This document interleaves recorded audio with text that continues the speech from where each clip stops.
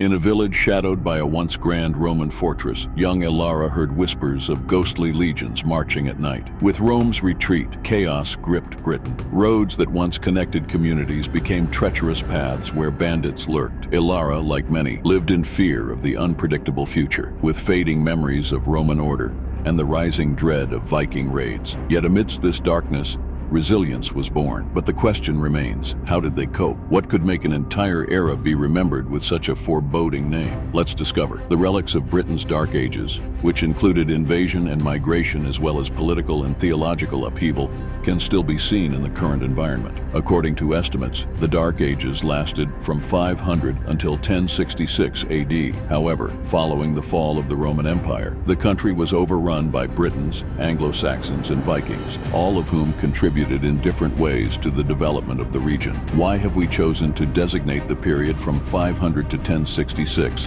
as the Dark Ages? It's because there aren't many written records from this era, which leaves historians in the dark. The other is because of the cultural and scientific standstill that followed the fall of the Roman Empire in Europe. Even so, historians are increasingly referring to this enigmatically shrouded time in our history as the Dark Ages. For the purpose of securing the empire's boundaries elsewhere in continental Europe, the Roman legions and civilian governments started to leave Britain in 383. By 410, this process was nearly over. The Picts from Scotland, the Scots from Ireland, and the Anglo-Saxons from northern Germany and Scandinavia had been causing severe barbarian raids to worry the Romans. Since around 360, all arrived to steal the enormous wealth of Roman Britain when the legions left. People who were left behind after 350 years of Roman domination were not simply Britons, they were Romano-Britons, and they were without an imperial power to rely on for protection. By 500 AD, Germanic tribes from northern Europe had begun to cross the sea. These were the Anglo-Saxons. Vikings were Scandinavian invaders that invaded a large portion of the British Isles. Ruined Roman buildings, bridges, and roads will welcome the Anglo-Saxon settlers as they enter Britain. Many of their Old English place names, which set them apart as relics of a bygone era, reflect their perceptions of this weathered landscape. For instance, the Anglo-Saxons gave Chester its Latin root, Cester, which means military camp. Other place names allude to the fantastical geography of the Anglo-Saxons and the magical beings they imagined to dwell in the groves and valleys. Shincliffe, which in Old English means slope of the spectre or demon, is a settlement that is located not far from Durham. Do you know what made the situation much worse? It is unquestionably true that Britain had a dark period after the Romans left. A significant economic collapse resulted from the widespread abandonment of densely inhabited Roman towns as agriculture and other key industries shrank throughout the first few decades after 410. Additionally, whatever harmony amongst the British tribes had been destroyed by the advent of the Romans centuries earlier, and whatever unity fostered by imperial control during the Pax Romana vanished as soon as the Romans left, giving way to internal strife among the lesser Brittonic kingdoms. Will you believe something without any evidence? We might not. However, most of the facts during the Dark Ages were without any traces. There aren't many surviving textual sources from this time. Britons genuinely wrote a few of the materials we do have from a Brittonic perspective, and the majority of the information that is still available to us is archaeological. As a result, some academics claim that this period in British history cannot be recovered. While archaeological evidence can shed light on a society's cultural practices and activities, it cannot shed light on the social settings, political systems, or ideologies that surround and guide these activities. However, we can see that the British kingdoms appear to have kept Roman forms of government and administration as part of their governing techniques, notwithstanding the absence of imperial infrastructures. Archaeological evidence demonstrates that the Romano-British aristocrats continued to dress and decorate their dwellings in the Roman manner, maintaining the Roman villa lifestyle to which they had grown accustomed. The Church in Britain nevertheless had a close relationship with Rome and continued to use its administrative and governing practices. Gildas's De Excidio et Conquestu Britanniae provides written evidence that the British government and military adopted Roman military and diplomatic tactics. Imagine you got an opportunity to time travel to the Dark Ages. Will you be expecting doctors with white coats to sit in their offices and provide prescriptions for the patients? Of course not. So how was the treatment during that time? Rose, lavender, sage, and hay are examples of sweet-smelling plants that have been used to relieve headaches and hurt joints. Moreover, hemlock and henbane were blended and administered to the sore joints, and fever was treated with coriander. Wormwood, mint, and balm were used to relieve stomach aches and sickness. A licorice and comfrey-based medication was used to treat lung issues. Chest and head colds and coughs were treated with cough syrups and liquids.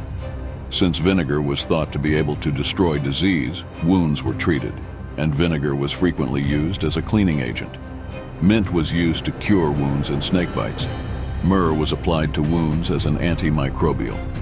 Think of how skilled the early doctors were to identify natural treatments for each disease. However, their effort acted as fuel for the modern medical field. Now it is time to reveal something interesting. What do you prefer as a dessert after a heavy meal? Those cheesy kunafas or triple scooped ice creams might have come to your mind. However, people in the Dark Ages preferred to have a vampire fish dessert. Sounds weird, right? Despite their horrifying look, lampreys are now prized for their rich flavor and meaty texture in a few nations.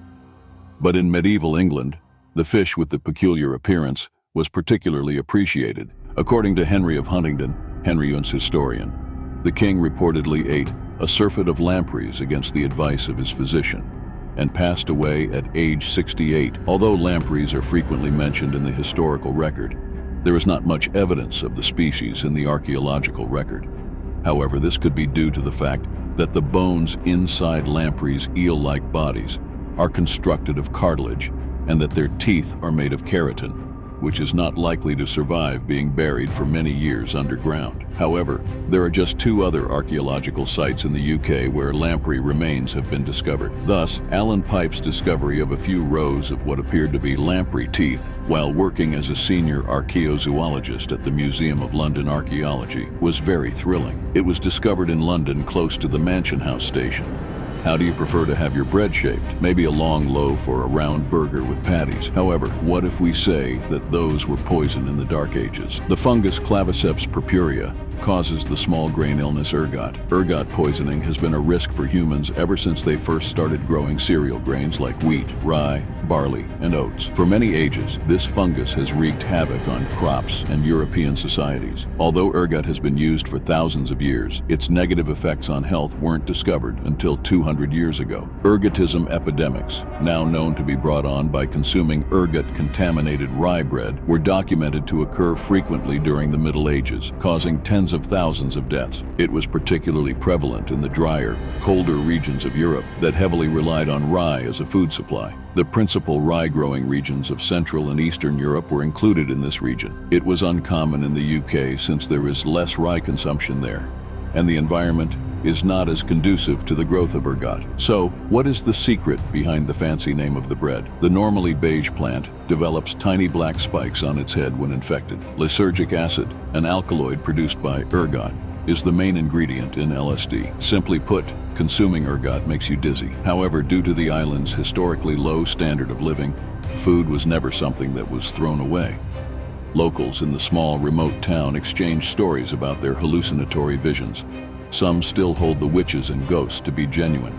As we've journeyed through the mysterious and tumultuous period of Dark Age Britain, it's evident that life during these times was anything but ordinary. The tales of power struggles, treacherous landscapes, and the looming shadow of the unknown made every day a challenge for survival. Thank you for joining us on this historical exploration. If you've enjoyed this video, please give us a thumbs up and share your thoughts in the comments. Was there anything about Dark Age Britain that truly surprised you? And if you haven't already, click that subscribe button for more enlightening content.